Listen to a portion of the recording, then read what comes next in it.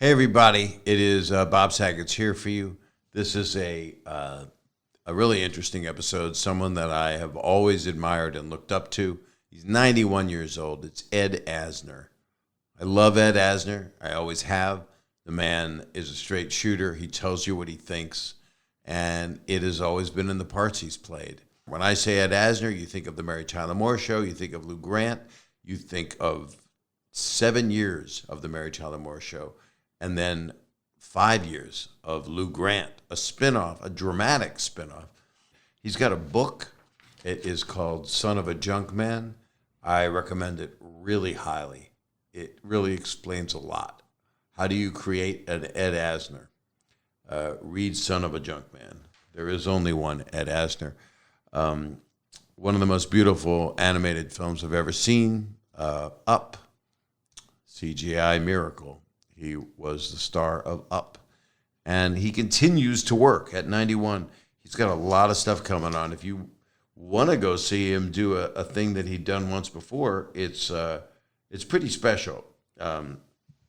He's doing a thing with the great Jamie Farr, and it's simply called Two Jews Talking. And it's going to be at the Flat Rock Playhouse, and Two Jews Talking. I mean, can't get enough of that. And it's Ed Asner and Jamie Farr, and that's Labor Day weekend. I mean, we're talking about a man who in 2017 did a play called A Man and His Prostate. We're talking about a legend in television all the way back from Alfred Hitchcock Presents, Ben Casey. Every hit show this man was on as a guest and continued to work for decades. I just think the world of him. He does a lot of kind philanthropic work that he will never want to talk about. And he's a socially active man. He was called an activist for many years simply for speaking his mind and being on a well-known show and having a platform. So you know what you want to do. You want to rate, review, and subscribe to this podcast, and you can do whatever you want. You can download it. You can follow it if that's where you're getting it. You know where it is. We all say the same stuff. It's where all your podcasts can be found, except they don't quite say it in that. I think it's on a swatch now. A swatch, it used to be a watch, may still be. It also means a fabric sample. So you can hear this podcast on a fabric sample. With no further ado, truly a legend of television and of film and of acting, and a very special man. Here comes Ed Asner.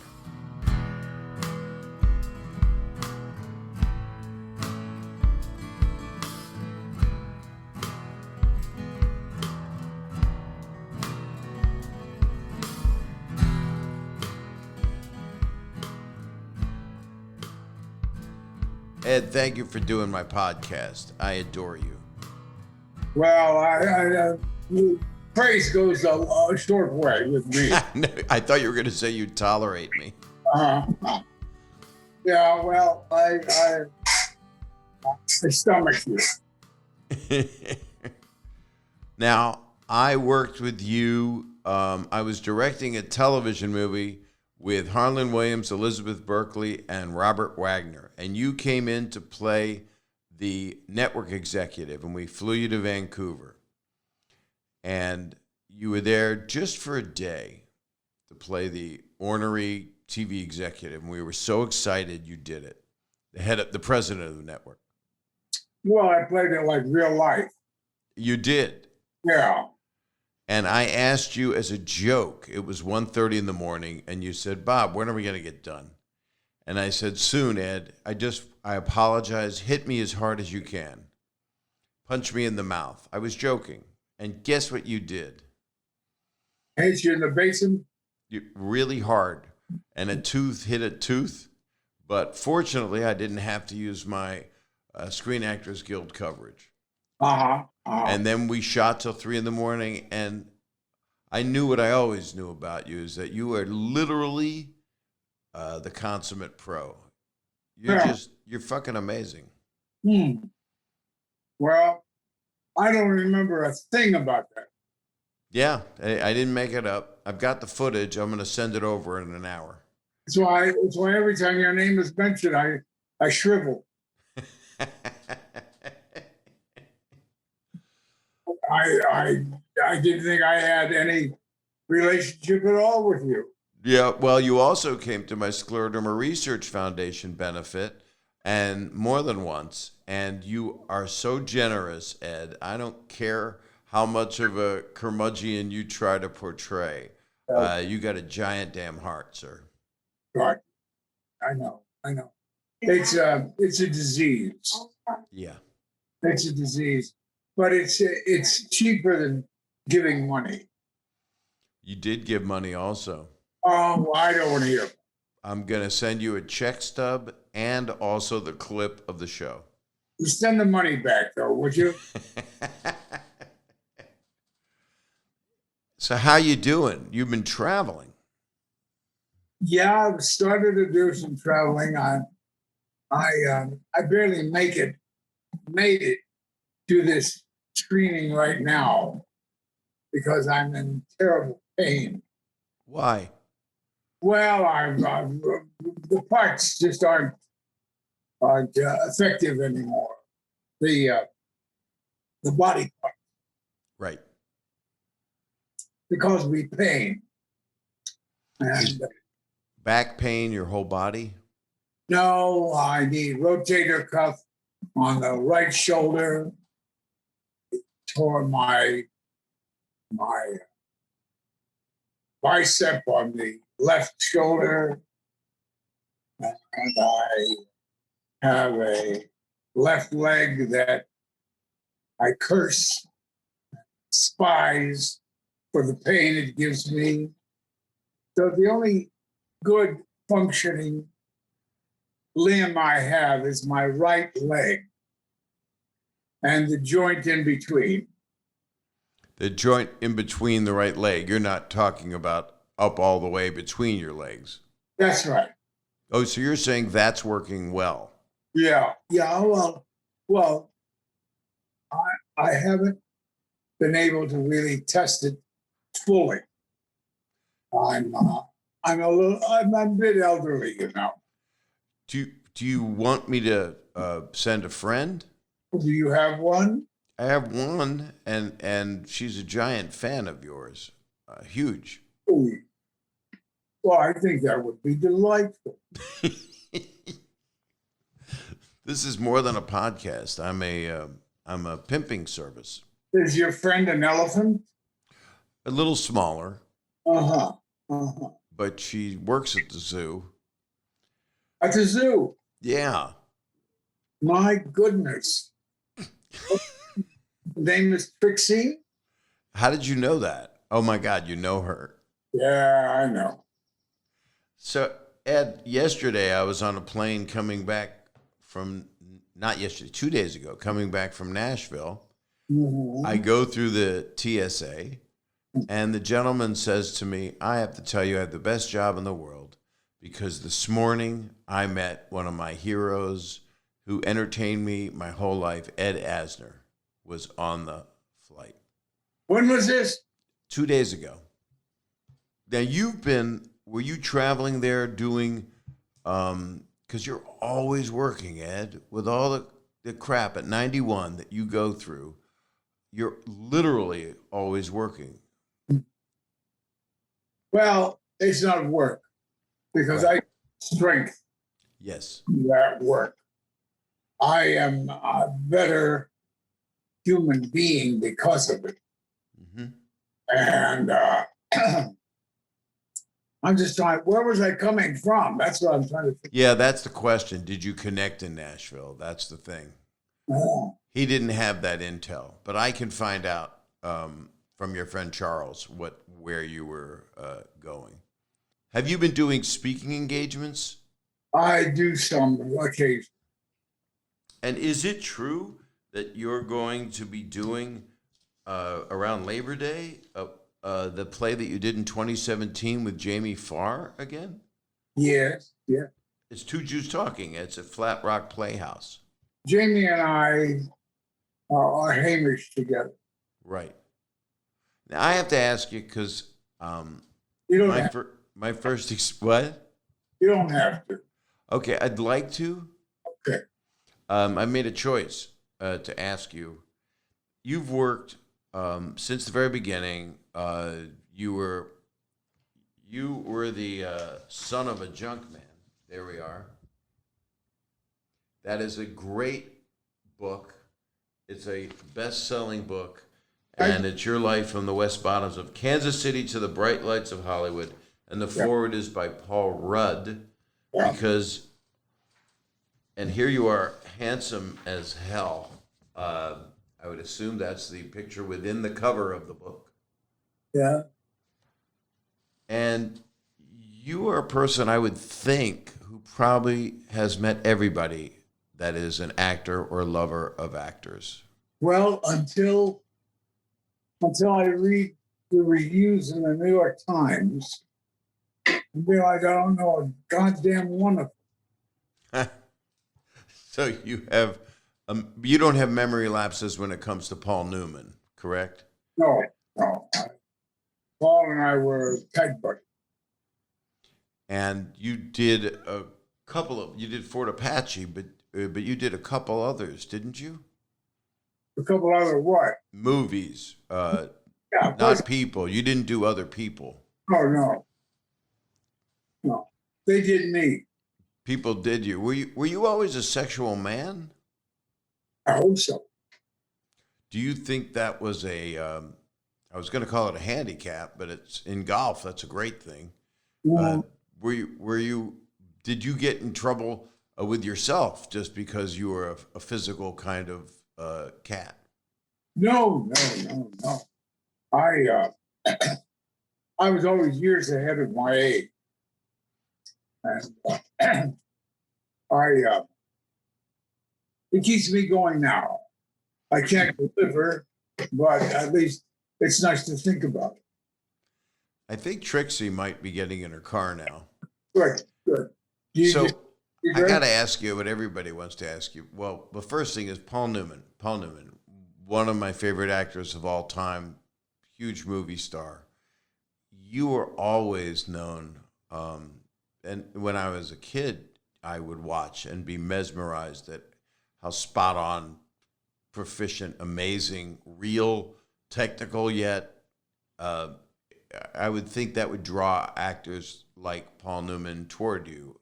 Mm-hmm. Is that how you think that friendship began, getting to work with you and see what kind of a man you are? Well, yeah, but Paul was much more relaxed than I. I was always intensively trying to better the product, and he was satisfied with phoning it in sometime. Was he fun to hang out with? He looks like the most fun. No, we led separate lives. We were agents for the FBI. I remember when I came to New York to work on the Fort Apache, and I came to rehearsal. We had rehearsal before we started filming.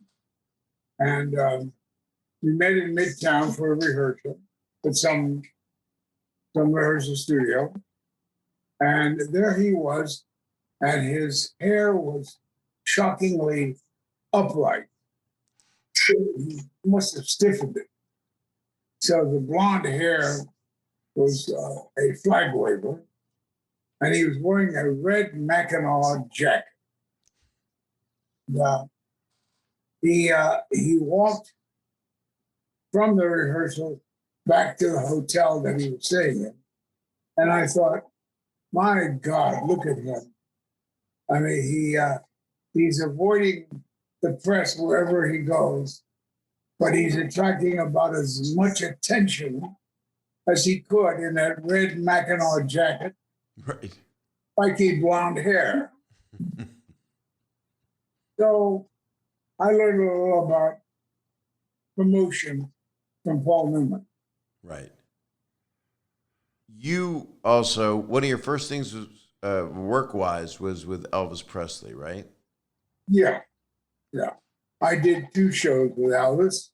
One was Kid Galahad, and that's when he was still learning karate and his hands wherever he could.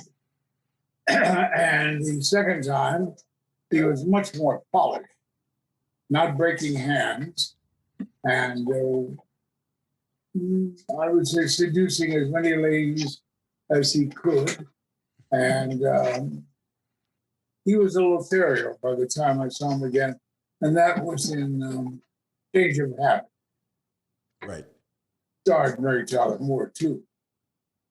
You had done so much film work, stage work, consummate actor work, famous parts, and not always the noblest of men. In Roots, They Call Me Mr. Tibbs. Yeah. These are you got to work in things that are literally will always be historic. I mean, Sidney Poitier. Can you would you like to share a little bit of the experience of working with him in that film? Well, he was very nice. He was good. He was he had made it, and I was trying to match those footsteps, trying to make it. He was a slick dude. Right. And amazing. And was he as spot on and meticulous about his work and profession? I'm sure that he was. I mean, it's amazing. He changed the world, actually. You think so? I think so, because not a lot of black leading people were starring in as many movies. He changed that around when he was able to come up. Well, that's true, but I feel closer to Harry Belafonte. There is a non-pariah in terms of Menschlichkeit. Menschlichkeit, for people that don't know Yiddish, is just a wonderful man, a gentleman. Who gives to the world. Right. And whose family gives to the world. Mm-hmm. Yeah, a troop of girls who follow in his footsteps. They're as nice as he is.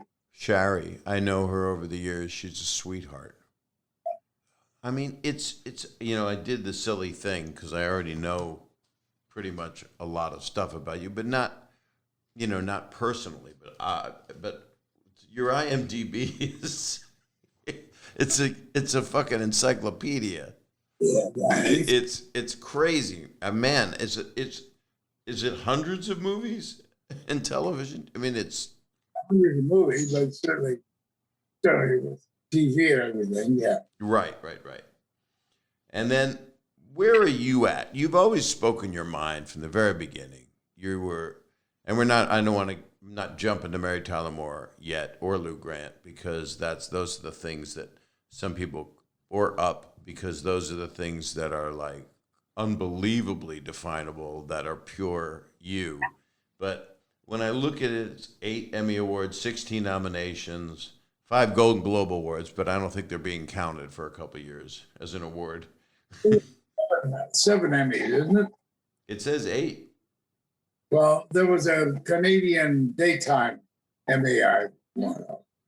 I guess that's why it's in there, and it's in the bio for your book. So it was deliberate. It wasn't Wikipedia, that crap. And you, Ed, you played Santa Claus more than Santa Claus. Yeah. I know what Mrs. Claus is really like when they're nice. Now, I was a fan. I was 15 years old, and I met you at the Mary Tyler Moore show. I got out of the bleachers. 2 years after your bar mitzvah failure. Exactly. After my failure of my bar mitzvah. But I'd seen a couple of people that good. I never thought I'd be in show business. It's still questionable, as you know. I'm questionable all the time. But watching you work, I never saw you go up. I never saw you miss a beat, miss a line. I watched the whole 9 hours with James L. Brooks and Alan Burns descending upon the set to fix things with the writers. You're fully concentrated. You're such an amazing example of the acting profession. Well, we're going to have to see what it's like when I'm doing a reading with Jamie Farr of Two Jews Talking. See, that I think will be amazing because, and that is it next month? I think so. I don't. Yeah, it's Labor Day. It's at the Flat Rock Playhouse. People should get tickets to that because it pays to see legends. Pays to see you do what you're going to do. You always think that way? Do you not go hone and live in the past and go, yes, those were the days? You live for what's coming next and right now, right? Right. Where's Trixie, by the way? She said she's delayed in a text. She's taking a manny cab. She's being biked by a man with 3 wheels. Oh, I've never met one of those.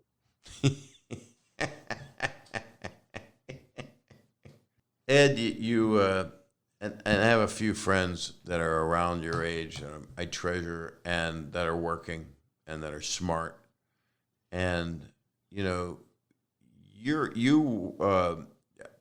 call you an activist when you look up, Wikipedia crap. And you were the president, of course, with the Screen Actors Guild for 2 terms. Sorry. So you put a good portion of your life into trying to find justice for actors and direct things for what you believed in.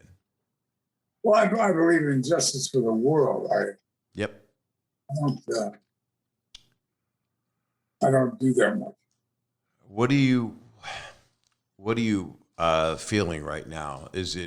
Are you in despair like a lot of people? Well, I'm looking at what a crystal ball that's full of doom. Global warming, the barrier reefs are melting, and I'm waiting for the comet from Mars to put down the final period. I don't have a lot of confidence in our survival.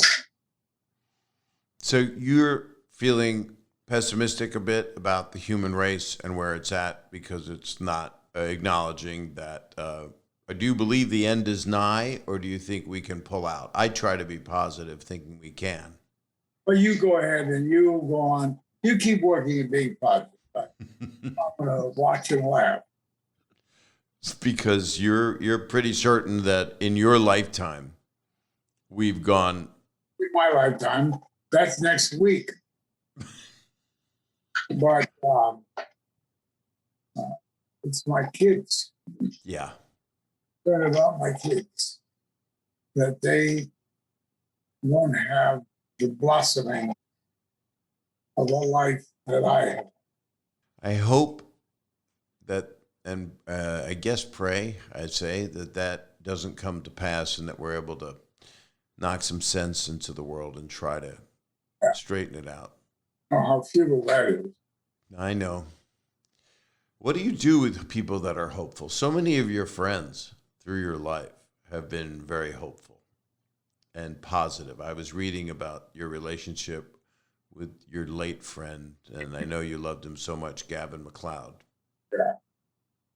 He was a good guy. Would you be honest and go to a negative place, and he would try to look for the silver lining somehow? He was always trying to jostle, cheer me up. Were you always bummed out, Ed? Were you difficult on yourself the most, you think, or just looking as a realist at things? I difficult on myself. Now I took the money and ran.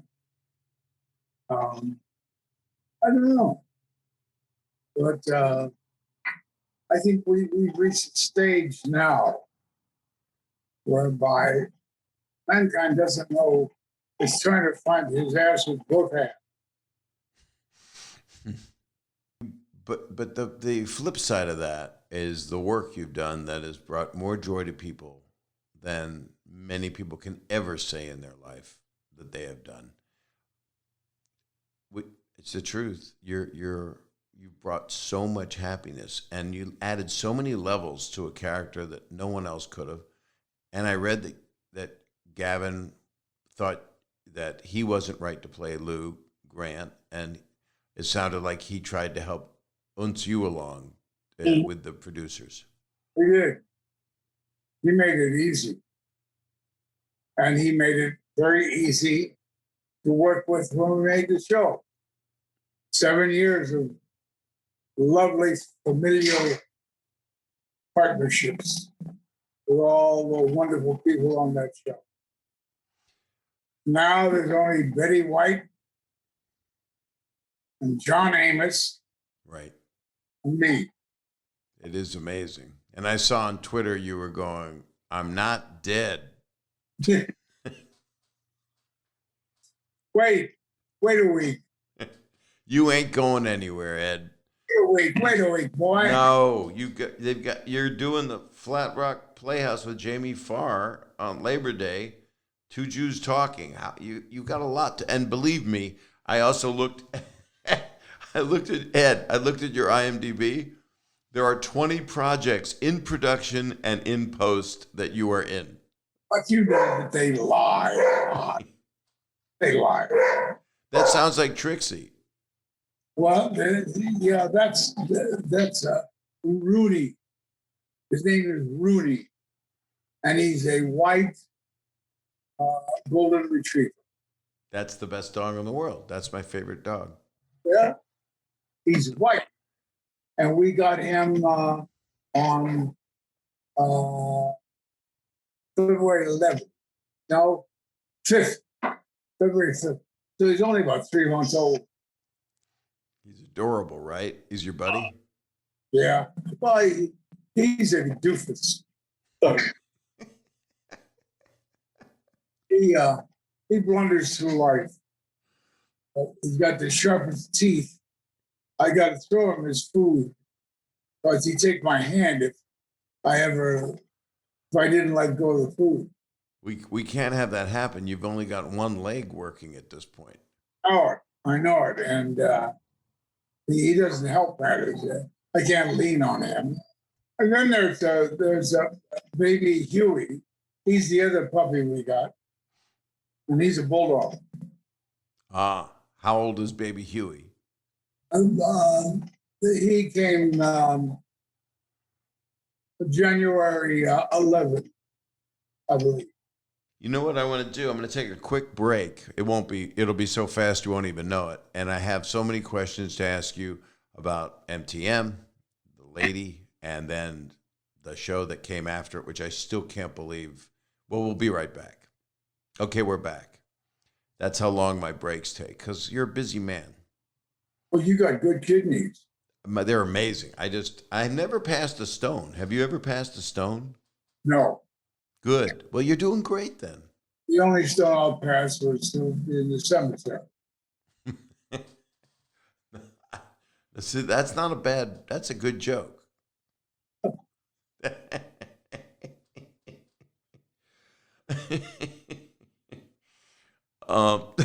Have you said that before? No. That's clever. That's very funny. It's a great pun, a great one. And people give people shit for puns, but that's a good one. Try that one. Okay. So you'd done all this film work. You went in and auditioned to play Lou Grant for Mary Tyler Moore Show. Were you auditioning for James L. Brooks and Alan Burns? And what was that like? What was that experience like? I read it, and it's very nice reading. Jim Brooks said it. And I mumbled, yeah, but it was funny. He said, when we have you back to read with Mary, I want you to read all our wiki, wild, whoopee, wah, blah, blah. I don't know what the hell he was talking about. So,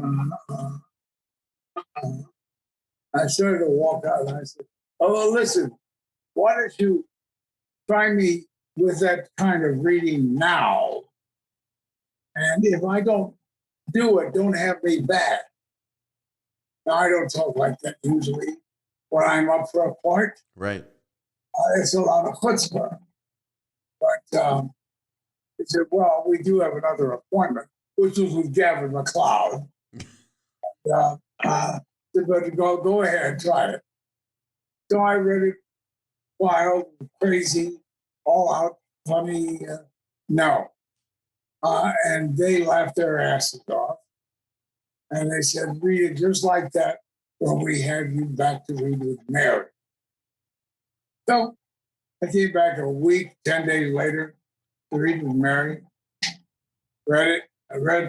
Tried to read it the same way, finding the ways to stimulate it. After I left the room, I understand, I found this out a couple of years later. She turned to the producers and she said, are you sure? So that's your regret. So that started the whole career. So was that, even with all that acting that you've done before with major stars, was that one of the major changes in your working life? Oh, yeah. I hired for an ongoing series. Yeah. That's meat in the locker. Yep. With a crazy, amazing ensemble. And Mary was as delightful to work with as she appeared, I would assume. As she appeared. Ted Knight, were you friendly with Ted? Because he would have seemed to be very fun to be around. Well, it would be like Friday nights we tape videotape our show. And the three guys and their wives would then go to some local restaurant in the valley. We'd have dinner and drinks. So we were a tight bunch.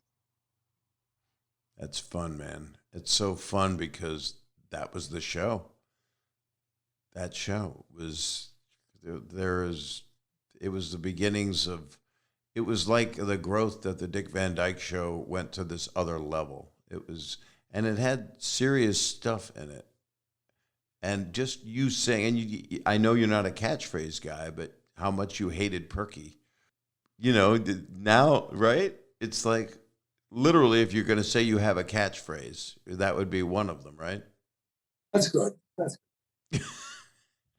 So to me, the biggest accomplishment, and I watched this show getting made, and I've done sitcom, but I haven't watched. This is the top of the food chain of people, and you are the difficult guy who everybody loves. Was that Carl Reiner on the Dick Van Dyke Show? Was he the difficult one? I would say he's the most difficult, but also with the biggest heart as well. But you, people just loved you. I mean, they just, yeah, it would have been Alan Brady, but you're her boss. Yeah. Same thing, but not really. I mean, we're watching a dramatic actor do comedy to perfection. That's what that's how I felt about it. What's your take on that? Because you seem to be wincing. It's my hernia. Sorry. Is that true? Are you having hernia pain? No. I felt so bad. I was going to get in the car and meet Trixie. My wisdom tooth. So your wisdom tooth is. So they do root canal through your balls, is what you're saying. And they're very beautiful balls, let me tell you. I wish we had a camera on them. That would be perfect for the YouTube. To donate that footage. Okay, so now the Mary Tyler Moore Show is 7 years, right? 7 years, 7 golden years. And it goes off the air, and then how? To an end is because the producers, Alan and Jim, said, we think we've taken it as far as it can go. We don't think we can do a profitable saying 8th year. So they brought the series to a close, not CBS. That's interesting. That's wonderful to go out that way. That's how Seinfeld went out. There's a rarefied air of shows that get to say we've done enough of them. Yeah. So how the hell, Ed, does it go from a show with a live audience that's amazingly hilarious of an ensemble, then it goes to a new ensemble of an hour-long show on CBS done by James O. Brooks and Alan Burns with you at the lead and you're playing Lou Grant? How the hell did that transition happen and how long was it between shows? Well, when they made the decision to cease, and expectedly like a bashful bride waiting for the pickup order for the network to say, okay, well, we want you to continue on the air. So I'm waiting. Finally, the network delivered. They did want me. What company did I want to produce? I said, well, I'm MGM, of course. Okay. And who would you like to be the producer? I said, well, I'd be happy with Alan Burns and Jim Brooks. So they were offered the producership, and they took it, and they went to think about it. And I don't know, a month later, they came back and said, we think we'd like to take Lou back to his roots. So starting back on the repertorial page of the paper. I said, okay, well, hey, these guys, I have infinite trust in them. Yeah. What I want to do is fine by me. So it wasn't a comedy at all. A reality show. A paper was created. Mrs. Pinchon, Nancy Marchand, who's the best actress in the world, chosen as the publisher. Mason Adams, who did a wonderful trick as managing editor, came in to be such. And I became a minor editor on this wonderful organization. And Robert Walden, Robert, a lot of people, every guest star. And how many years was that, Lou Grant? 5. And my activities in Latin America were questionable as far as the network was concerned. So they brought it to a close after 5 years. So that was similar to what we're dealing with now. If someone is outspoken about something, they could necessarily lose their job. I don't know about losing their job. Well, if it's canceling the show, is losing their job. Could you have kept the show going if you would have said, I'll lay back on my emotions of how I feel about this injustice in the world? If I shut up? Yeah. Oh, yeah. I think we would have survived. They tried to create a front of saying that, we did everything we could, but that's bullshit. Would you mind filling us in? I know that you said some stuff negative about Reagan at the time. There were things that you were very unhappy with. For history people to listen to your point of view, I think is pretty relevant. Well, it's the fact that they were murdering nuns and priests in El Salvador and Guatemala. The Latin Americans would send their top officers or whoever they were to the army school in the South. I can't remember the name of it. And there they would learn the tactics that they used to quell protests from the people of Latin America. Mm-hmm. That's what I spoke out against. And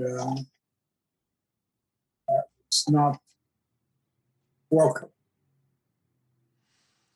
It's happened a lot. It's been happening, as you know, the past 5-6 years. I have friends, you have friends that are in shows that are in the top 10, and they're out on Twitter saying a lot of stuff. And then all of a sudden, one day, it just stops because someone spoke to them. Well, it was always CBS team. The Smothers Brothers were shut up. Yep. Sonny and Cher, Yeah. they were shut up at CBS. So CBS was the only one doing it. And then it became my turn. And I think the variety shows that were on other networks weren't going political. You had Flip Wilson on NBC, and when they tried a Richard Pryor show on ABC, that was gone pretty quickly. Yeah, but CBS, Sonny and Cher, they were, and Smothers Brothers were out against the Vietnam War. I mean, it was just very clear. Well, it's all history now. Yeah. Well, you're lucky to have a show that can be spotted to be talking against policy. Right. We're going to take one more really quick break, and it'll be as quick as the last one. And then I'm going to ask you about stuff that makes my heart quell, which is up. So we'll be right back. All right, Ed, how's your hernia? Growing every day. I didn't realize they could grow. So it's like, is it a muscle, the hernia? I would think it would be. It's an irritated muscle, yes, I suppose. It's not a hemorrhoid. No, I can find that too. So you could find a bunch of stuff in there. Yeah. I'm a delight for the Tiz lab. Ed, were you ever in the service? Oh, yeah. And where did you serve? What branch and where? France. Signal Corps. That's amazing. Mm-hmm. Was it World War II stuff? No, it was Korea. Right. Was it Korea? How are you in France? And I'm really dumb. I am fully dumb. Wanted to talk to you about that. Yeah. I got to take my SATs again. Yeah. That's very... So were you in France? Was it World War II? That was my question. I'm not cutting it out. I want people to hear what an asshole I am. Korea. Well, So, when the fighting was taking place in Korea, I was sent to France. because you wanted to have a great glass of wine and some bread and cheese. The Trixies of the world. Is your favorite country the United States of America, Ed? Yes, I think it is. But I'd still like some more time to examine it. We are not the great land of liberty that we claim to be. That's been a disillusionment that I've encountered in the last couple of years. The Black Lives Matter incident, the demonstration by the homeless, by the Latinos trying to cross the border. Until we cease being an all-white, being a majority white nation, we can't really call ourselves a democracy. I think a lot of people feel that way. And a lot of people also don't feel that way. And that's the difficult part, is that everyone's a human being instead of the get off my land theory. Yeah, I agree. Yeah, I know you do. Tell me, you have to tell me, because everybody, if anyone listening or watching this right now has not seen Up, then you need to see it literally immediately. I think you're a doctor. see it with a doctor. Yeah. And he'll go right up you because he's a good doctor. Ed, you've done so much voice work. You've been on every great show, every animated show that everyone loves in the world. Your voice is completely recognizable. You're never going to stop until you choose to stop doing this kind of work. How did Up come about? Who reached out? How did that happen? Because it's a miracle, that movie. Well, my voiceover agent submitted me along with all the other hundreds of voiceover agents. Well, and they took my name under advisement. And then in Alameda, there was a Holocaust remembrance banquet. And the producers of Up decided to go see this banquet, see my performance or whatever I did at that banquet, about the Holocaust, and help them decide whether to hire me or not. They came and they saw the show, and they liked what they saw, and they hired me. And I got the role because of my participation in the Holocaust contribution. I would imagine, I'm just shooting fish in a bucket, but if they see you do something and it's about a Holocaust remembrance and it's so deep's not a problem for you as an actor.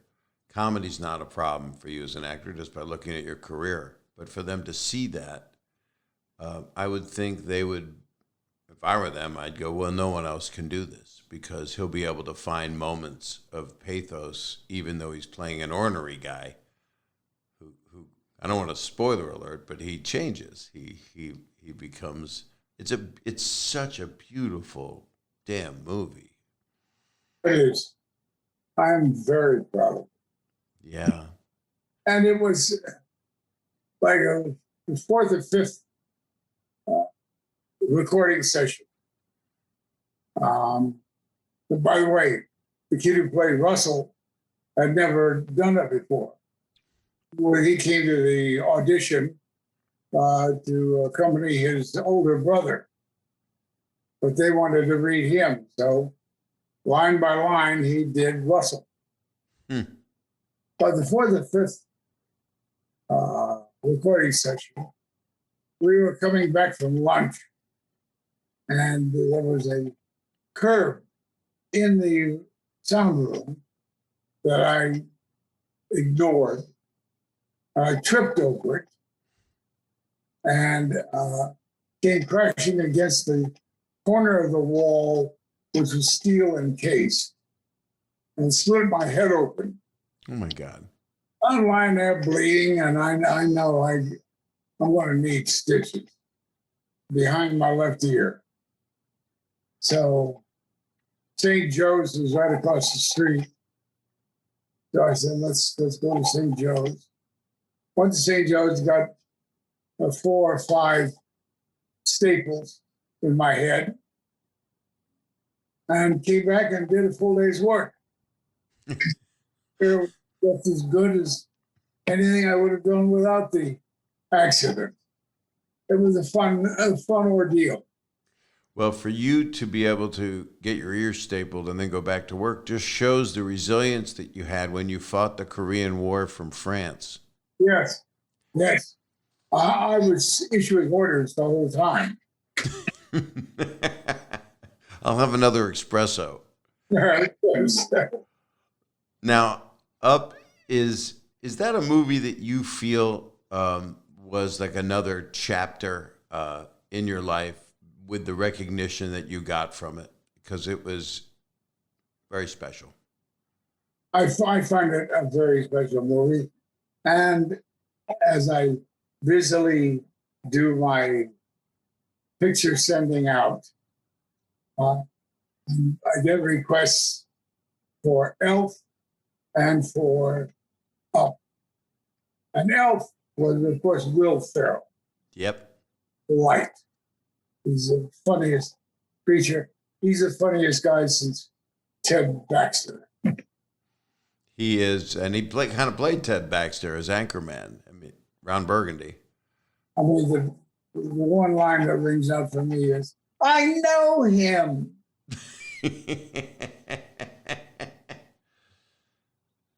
You were wonderful in that. And so was Bob Newhart, who is his sweetheart. He's a good guy. Were you friends with Bob all those years because you had companion shows, or were you not really seeing each other? We acknowledged each other. We didn't hang out together. Right. We lived near each other. He contributed to American humor. Very much so. But I'm thinking about what you contributed. I mean, you spent 12 years with James L. Brooks and Alan Burns. 12 years in their lives. You were one of the more significant people in their entire life. I mean, that's gigantic. Well, it was a gigantic relationship, and it delivered. Yeah.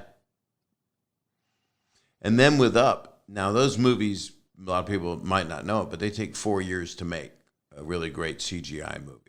Were you working off and on? You would do a track and then go back and do another pickup for 4 years? Or was it a couple years?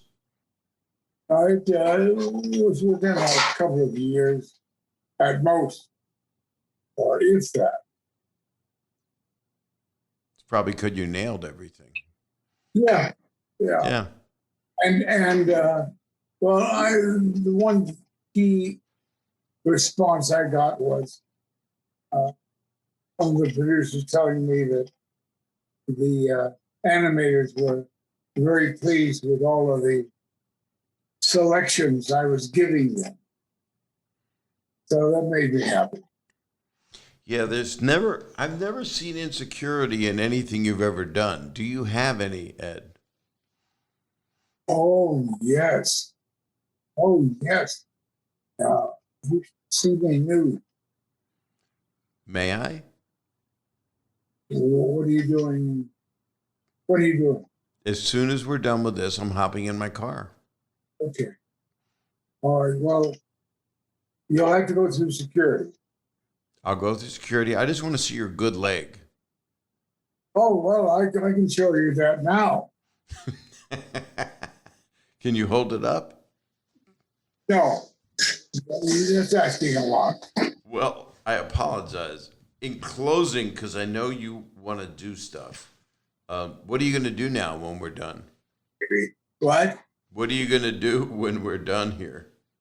I got to sign some papers, something like that. That's good. Be careful that you have someone that you don't just sign anything, because that's how crazy shit happens sometimes. Oh, I know. Tell them you're signing Funko dolls and stuff for auction. Oh, yeah. Uncle doll stuff. Well, Ed, I'm looking here, and just as we're wrapping up here. have you ever had such a delightful guest? You're my most delightful guest. Go ahead. When you think of delight, the name Ed Asner comes to mind. Mm-hmm. When you think of happy to show up and be there, actually, I can tell when you're happy. I recently saw you on the Kelly Clarkson show with Whitney Cummings, and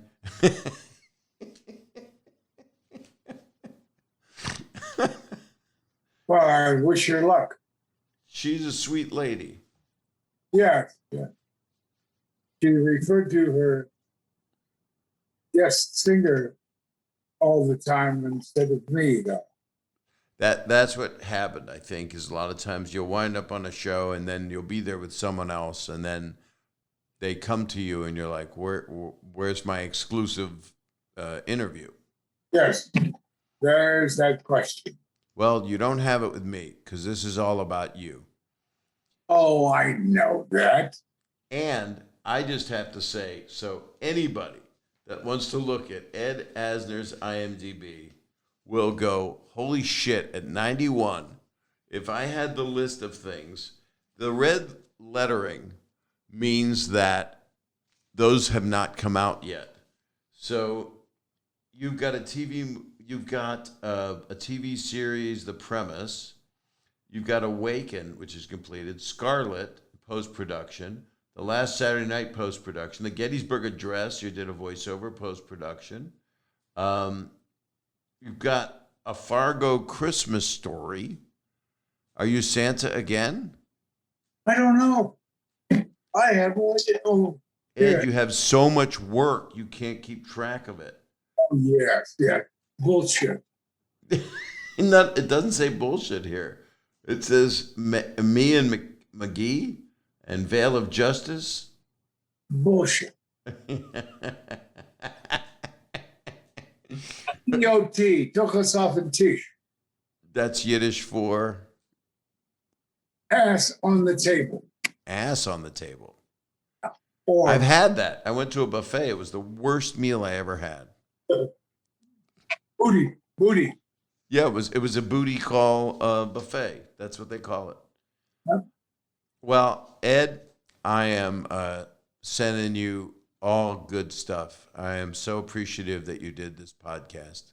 Thank you. And I want everybody to, if that can, Labor Day, you can look it up and online and go see Two Jews Talking with Jamie Farr at the Flat Rock Playhouse. But even equally as important, this is a book that everybody should get. And it's Son of a Junk Man. And it kind of says it all. Do you think that's what made you the man you are today, the man you became? I never sat still too long. Right. I don't think to be able to hit a moving target. That's kind of how I approach my life, which is that work ethic is what keeps me happy and what keeps me out of trouble. Right. And you've avoided trouble. And I think you're a cutie. I think you are something special. I like you. I'm just going to let that sit because I like that so much coming from you. It means a lot, Ed. Thank you. Well, Ed, stay well. And I'm just wishing you everything great. And I'm looking forward to being able to see you because I want to come see you and take you to lunch. And then you'll tell me what you really think of me. Yeah, I will. I know you will. Well, that was an absolute pleasure. And it's interesting. You ask a question of someone and they answer it. And sometimes it's a 2-word answer. And he also calls you on your bullshit. And I love that because I am a person that needs to be called on my bullshit quite often. And when I was dumb enough to ask him, and this will be the golden moment for me, when he said he was in the war and he was stationed in France, and I asked him World War II, and he said, no, the Korean War. That to me was the priceless moment. Because why would you be stationed in France during the Korean War? Because it's very far. Very similar to, I guess, fighting Vietnam from Australia. That was Ed Asner. And let's all send him a lot of good thoughts and a lot of good health. Because he is, I think the world of him. And he's a treasure. And I love his curmudgeon type persona, because in the movie Up, that's how he begins, and look where he winds up. And he loves comedy, and he loves acting. You know what to do. Rate, review, subscribe. This podcast is going to have some amazing guests coming up. I'm very fortunate, and I'm excited about it and enjoying the hell out of it. So thank you for enjoying it, and thank you for listening. Or watching, if you're watching it on that exciting YouTube channel, youtube.com/Bob Saget. You're able to see a 2-shot on Zoom, which is something we cannot get enough of at this time. It's just semantics. It's just not semantics. It's mispronunciation. It's going up on a paragraph, and I'm damn good at it. All right, I should have stopped. Thanks for listening. I will talk to you on the next episode just next week. Be well, everybody. Take care of yourselves and take care of others if you can do that, if you care to do that. Take it easy, everybody. Thanks for listening to Bob Saget's Here For You. Rate, review, subscribe, follow, and take care of yourselves, okay? Seriously. Thanks.